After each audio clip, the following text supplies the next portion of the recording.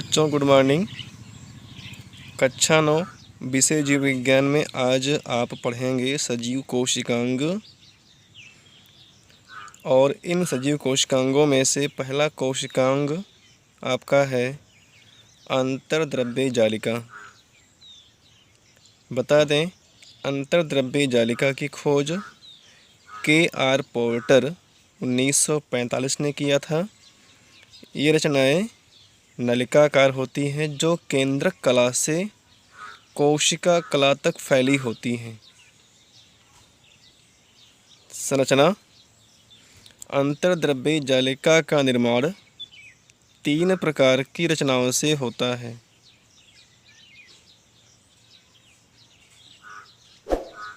First, cisternae. ये लंबी, चपटी तथा शाखाहीन नलिकाओं के रूप में होती हैं। सेकंड, थैलियाँ। ये अंडाकार या गोलाकार रचनाएं हैं। थर्ड, नलिकाएं। ये छोटी, सपाट, शाखान्वित एवं विभिन्न आकार की होती हैं।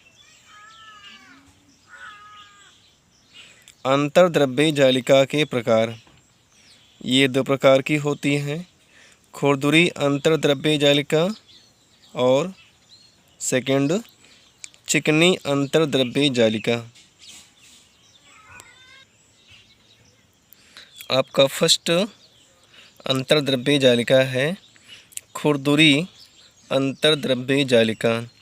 इसे हम रफ एंडोप्लाज्मिक रेटिकुलम भी कहते हैं। इसका आशय यह होता है, ऐसी अंतर्द्रव्य जालिका जिनके सतह पर राइबोसोम चिपके होते हैं वे खुरदुरी अंतर्द्रव्य जालिका कहलाती हैं। सेकंड, हेडलाइंस: चिकनी अंतर्द्रव्य जालिका। ऐसी अंतर्द्रव्य जालिका जिनके सतह पर राइबोसोम के कण नहीं होते हैं चिकनी अंतर्द्रव्य जालिका अर्थात स्मूथ एंडोप्लाज्मिक रेटिकुलम कहलाती हैं। इनका प्रमुख कार्य: फर्स्ट पॉइंट, खुरदुरी अंतर्द्रव्य जालिका प्रोटीन संश्लेषण में सहायक होती है। सेकंड, यह विभिन्न पदार्थों के परिवहन पर अपना नियंत्रण रखती है। पॉइंट 3, यह कोशिका में कंकाल के समान कार्य करती है और यांत्रिक आधार प्रदान करती है। पॉइंट 4, चिकनी अंतर्द्रव्य जालिका ग्लाइकोजन संग्रह में सहायता करती है। बच्चों, अब जानते हैं इसके संरचना के बारे में और जिसे हम चित्र के माध्यम से दिखाएंगे। पहला चित्र आप देख रहे हैं सिस्टर्नी। जो सिस्टर्नी है ये बेलनाकार रचनाओं के रूप में दिखाई दे रही हैं। सेकंड बी आपको दिख रहा है गोलाकार या अंडाकार थैलियाँ हैं। और फिगर नंबर सी है नलिकाएं।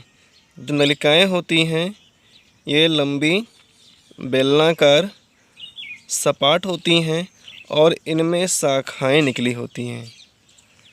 इसके साथ ही आप चित्र देख रहे हैं, जो चित्र बनाया गया है यह है चिकनी अंतर्द्रव्य जालिका। इसमें आप देख रहे हैं कोशिका के सेंटर में एक केंद्रक लगा हुआ है और केंद्रक से जुड़ा हुआ स्मूथ ER अर्थात चिकनी अंतर्द्रव्य जालिका लगी हुई है जो बिल्कुल फ्रेश है। इसके बाहर कोई भी राइबोसोम के कण नहीं चिपके हुए हैं। तो ऐसे अंतर्द्रव्यी जालिका जिन पर राइबोसोम नहीं होते हैं वह चिकनी अंतर्द्रव्यी जालिका होती है। ये रहा फिगर नंबर ए। और नेक्स्ट फिगर आप देखेंगे, फिगर नेक्स्ट आपका है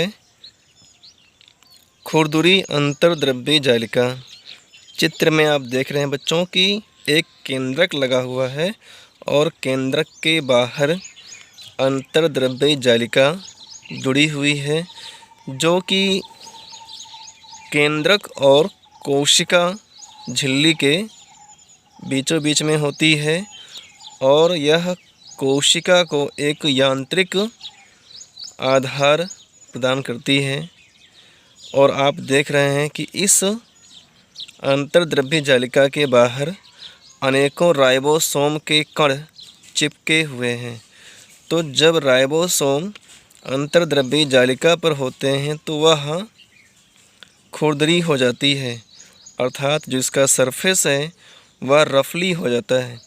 तो इस बेस पर इसे हम रफ एंडोप्लाज्मिक रेटिकुलम अर्थात खुरदुरी अंतर्द्रव्यी जालिका कहते हैं।